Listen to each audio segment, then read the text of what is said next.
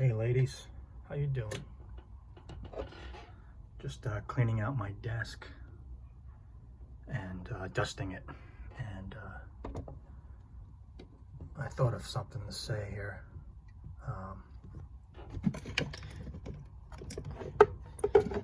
Excuse me whilst I hydrate.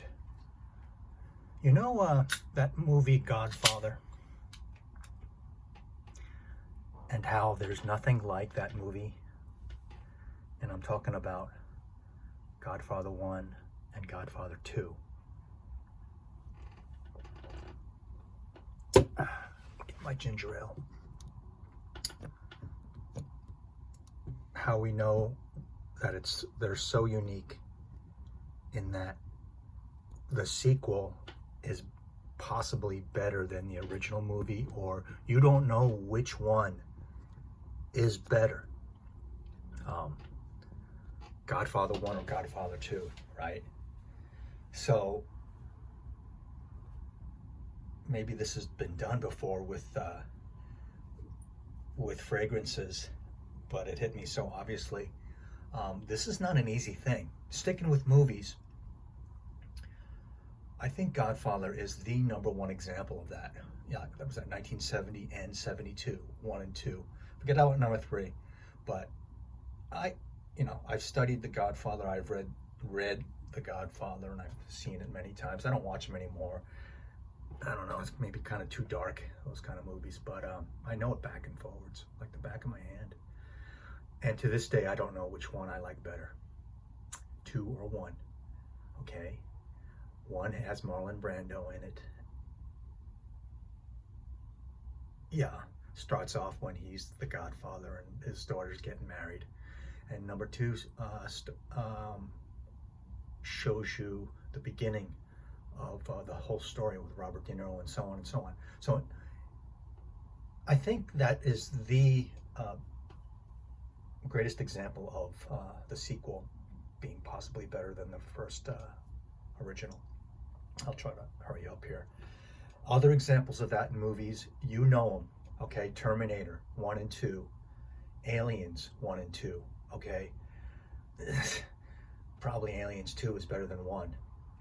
Star Wars and Empire Strikes Back. That, even though I'll still take Star Wars. Empire Strikes Back was the Imperial Walkers, right?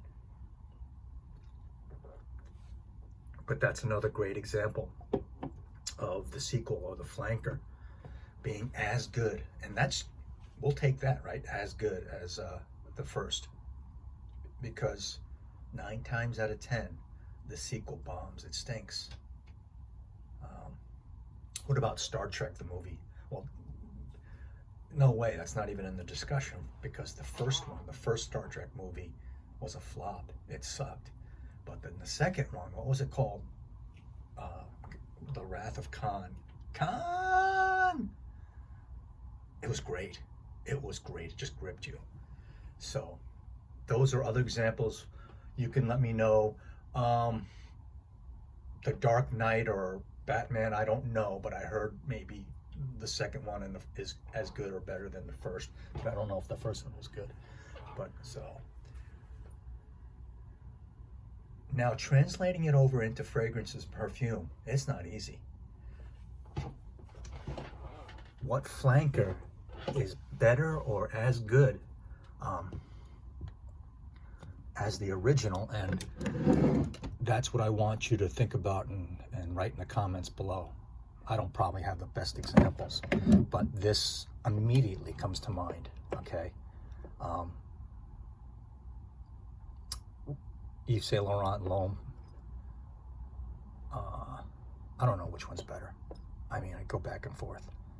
But then La Nuit de l'Homme, just especially with social media and YouTube, just came out and crushed it.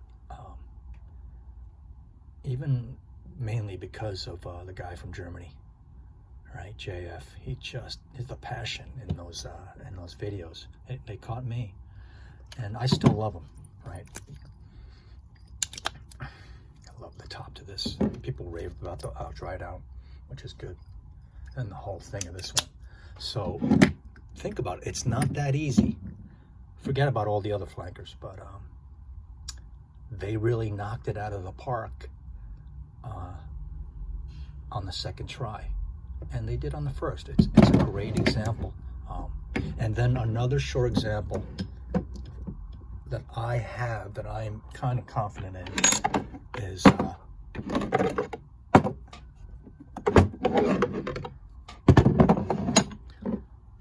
are these two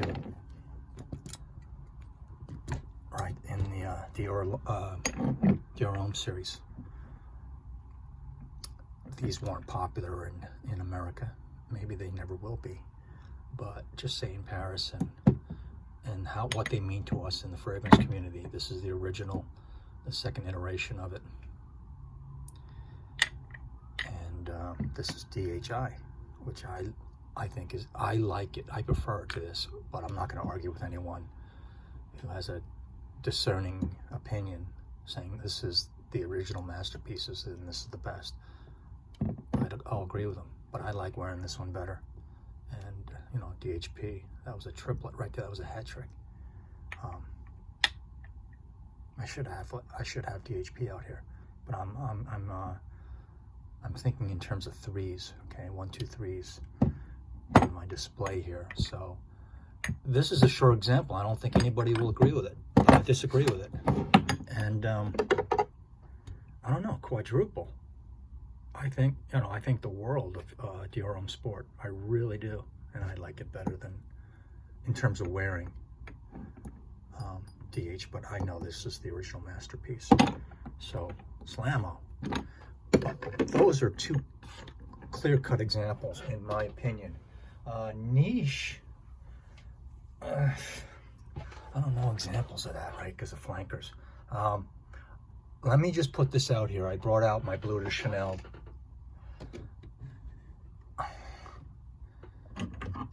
They're not flank. It's not really a flanker, but it's just different concentrations, right? So this is my recent purchase in the last 2 years, and they came out with the EDP, a second version of it, which it should have been the first version, first and only, the finished version, and the EDP is the masterpiece, I think. Oh, is the one. Is the one. This is just different concentrations, and then the parfum, of course, but you know, it's the same fragrance. But I just wanted to bring this out here. I think their second introduction, their second version, was a grand slam. As you know, as if the first one wasn't. It was really successful, but I don't know, if I was 20 years old, maybe I would prefer the EDT. But I think that's just a lighter example of the Godfather analogy to fragrances. And along those same lines, all right, snobs, turn your heads.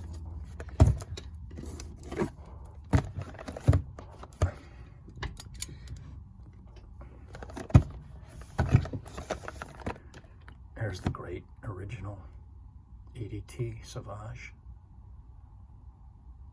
And then I think this is the best, and always will be the best. But I think they killed it again with the EDP.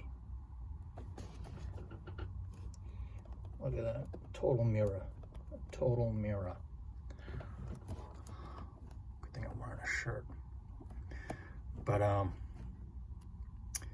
let me know what you guys think are clear-cut examples of a Godfather 1 and 2 type example of perfume in its flanker.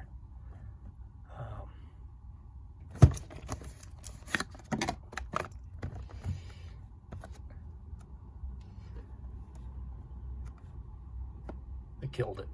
They killed it.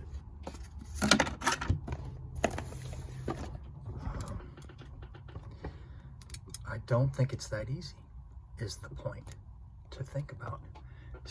And I don't know, see if you can come out with a better one than the L'Homme series, the Yves Saint Laurent. the movies, it's hard enough with the movies, but there are big examples of that, and I just went over them. And I checked on the internet too. I thought in my head, and then there's not much more. I mean, Aliens and Terminator are unique. They're clear-cut examples of both 1 and 2 are just through the roof smash hits. And of course, Star Wars, the whole first 3.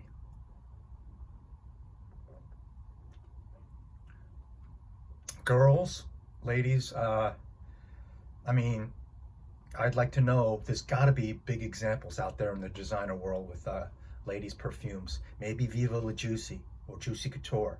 Their first one came out. It was good. It was really good. And then maybe Viva La Juicy came out, and it just went through the roof. It was a smash hit. Let me know. I'm more interested sometimes in the ladies' side in terms of the Godfather analogy. But like niche, just say like Adventus, and then the subsequent, that was a failure. And then niche doesn't really do flankers, right? Dolce & Gabbana, the one, that's just a concentration, just like the Bleu de Chanel. But they also killed it with the EDP, and I'd like to have both of those. I like the EDT. I had a decan of that, and it was a little different in terms of projection or performance and throw. So I don't think it's that easy of a conversation piece to find examples in the perfume world. So that's why reaching out to you guys to let us know big examples, something as big as Godfather 1 and 2 in the perfume world, where the second one is better than the first, or you have no idea which one's better, the first or the second. So there's the idea, and let me know. I appreciate you taking out the time and listening. And if I think of anything else, I'll write it in the comments. I'll pin it up in the comments. But probably the DRM series for me, the DHI. Hell, I don't even know which came out first, DHI or DHS. But you know what I mean. Anyway, I'll check in with y'all later. Take care. Bye-bye.